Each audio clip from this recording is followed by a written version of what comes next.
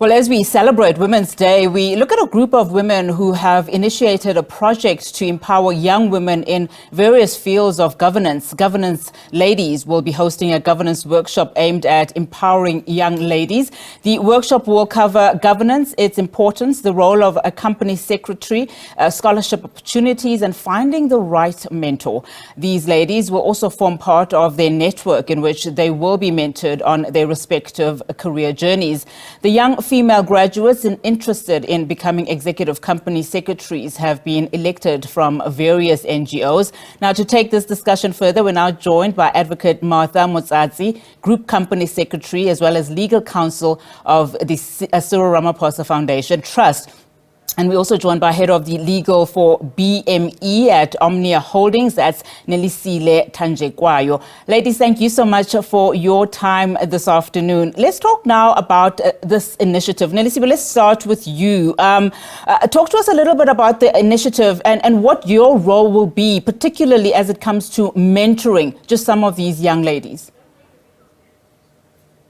I think really for us, this initiative was more about just uplifting these ladies, really just looking into exactly what career options they've had.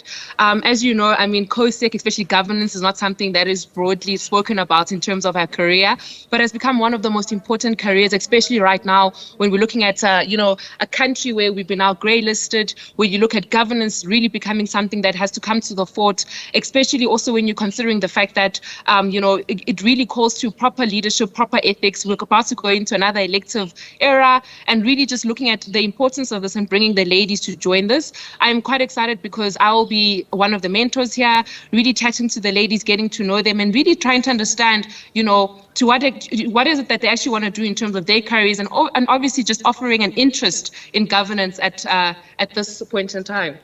Fantastic. Advocate Motsatsi, let's bring you in the conversation. Of course, the role of governance is so important. We've seen it time and time again as we start talking about just the scourge of corruption in the country and the just shortfall of, just having good ethical foundations in most corporations. What do you think for you is the most important parting message as you are mentoring these young ladies during this workshop and beyond?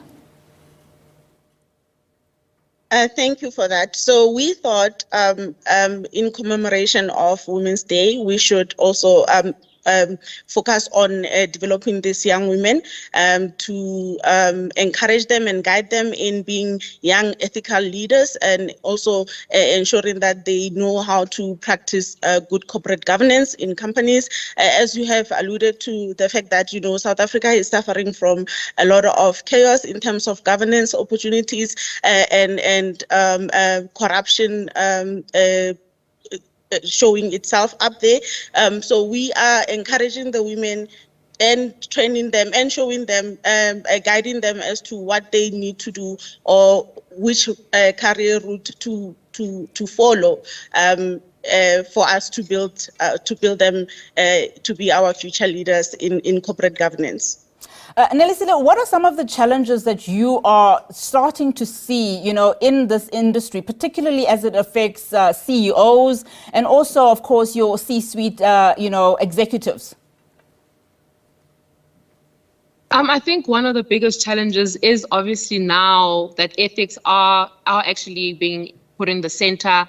The light has been shined on that. And I think what we're seeing a lot of is that, really CEOs really needing to consider the decisions that they make, really turning and leaning on their COSEC and their governance procedures and principles in order to understand and ensure that the decisions that they make are the decisions that are in line with those principles and, of course, are in line with the bigger, legislation that we obviously operate under. But I think what also becomes very important is just who they are. I think for the first time we're being questioned as leaders, just to understand exactly who are we and what is the kind of leadership that we want to emanate as we go forward in terms of, the organization itself, but more importantly, the impact that the organization has in the various communities in which it operates. And I think you're seeing a lot of that. And I think what we're trying to do here here with the ladies from the various governance spheres is really just putting a light on that and understanding that, it's time that's quite more important for us now to really think about, who are we bringing into our organizations, who are we grooming for our organizations,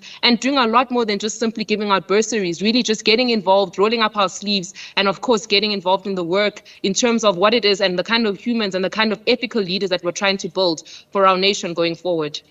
Martha, so this conference, it covers a lot of things, governance, its importance, the role of a company secretary, and I want us to pause a little bit there.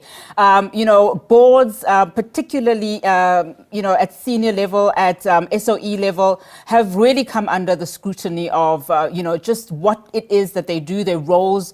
Are they actually crossing the T's and dotting the I's? And are they making ethical decisions? So what will you cover, in this workshop, in as far as company secretary is concerned, particularly its importance?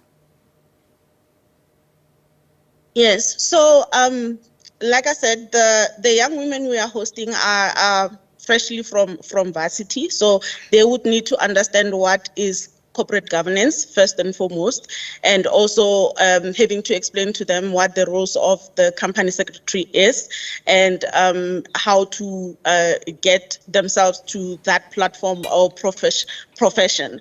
So we are teaching them or even encouraging them and ensuring that they know how to go about practicing governance in general, and ensuring that they follow those processes of governance within their upcoming professions in the governance space. Are you teaching them about certain characteristics, particularly when it comes to just upholding a certain ethical standing, some form of credibility, and also as it relates to just accountability?